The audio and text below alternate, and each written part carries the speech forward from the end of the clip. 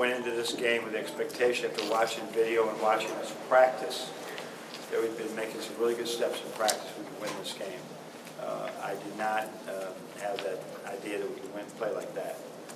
So that I felt like the way we were running the floor, the way we were defending, it was like some of the better teams we've had in the past.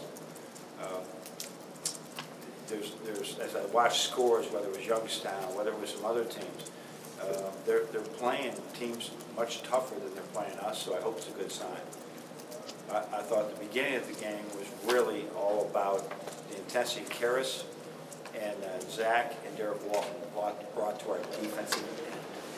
I mean, they were intense. Duncan as well, with we're going to shut this team down.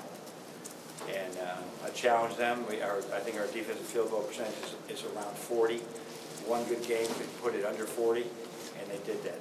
So I believe it's probably under 40 right now, because if you look at the really good teams, they're somewhere down below 40. So we got to continue to do that, because that's the easiest way to score, especially against the zone, is run. Coach, on Tuesday you said you didn't know Karras was coming up on the triple-double. Tonight, did you know Derek was... They told me just before it. And I said the same thing. This time I did not think about the hamburgers. I knew something was going on. And I said, what's going on? I said, he's one away from a triple-double.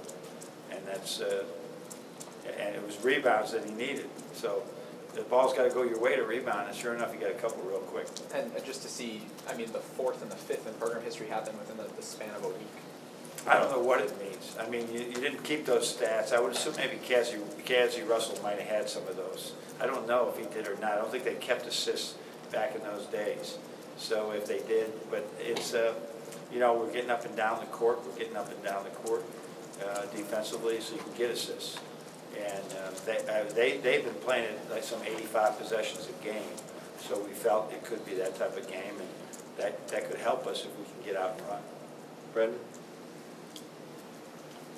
When you say that you didn't know that you guys were going to play like this today, over these last couple of weeks, and obviously the competition is different, but has this thing improved faster than you thought then? Well, there's been moments that it's tough to look back at it because it is, you can't really touch it. But there's things in practice that are extremely still frustrating because because for some guys it's been, you know, 50 practices, some guys 150, some of them 250 practices, and they're still doing the same thing. But we've been just having this growth mindset that you're going to get one of these. How can we speed it up? And I've seen a couple of glimpses lately. Like Aubrey's dunk there was not about the dunk on the break where they threw it up to him. It was about his first 3 steps.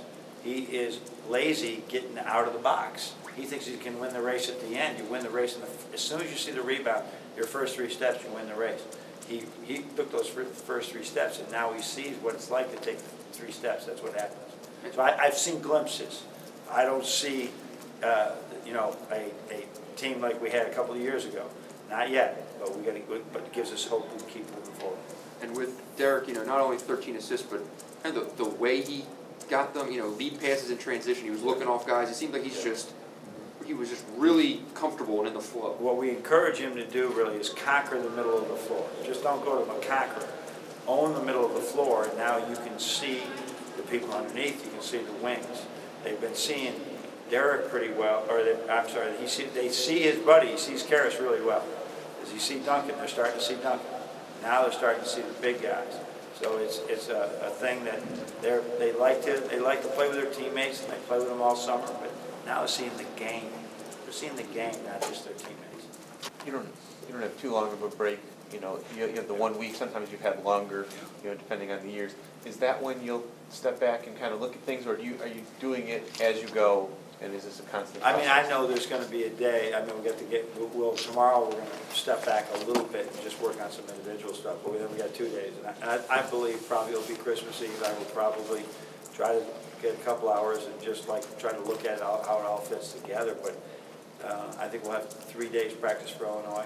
So there's not a lot. You don't have a sense now how different you are than you were at SMU even? Yeah, I know, but I mean, missing Derek Walton in the SMU game, you can't. I mean, do we beat them down there? I don't know if anybody's going to beat them there. I mean, they're good. They're really good. And getting Zach just up to who he is, and how we're gonna use him. As we get Duncan more, you mentioned in that game, Duncan's coming off the bench. Getting him used to where his minutes are and getting some type of rotation. As I think I said the other day to everybody, when you were all asking me, do you have a feel? Do you have a feel? I didn't have a feel. We finally got somewhat of a feel of who we are, and now we gotta grow through it, improve in areas, and then also go to our strengths.